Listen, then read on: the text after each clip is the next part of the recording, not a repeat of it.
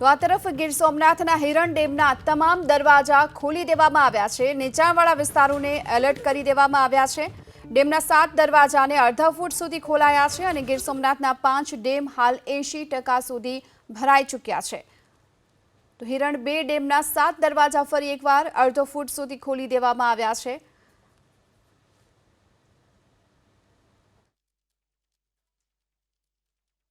Hiran 2 dam છે જે 5 મહિનામાં જે એના રિનોવેશનની કામગીરી જે સિંચાઈ વિભાગે શરૂ કરી હતી યુદ્ધના ધોરણે ચોમાસા પહેલા એ પૂરી કરી અને પાછલા 4 થી 5 દિવસના વરસાદમાં આ ડેમ 90% ભરાઈ ગયો છે।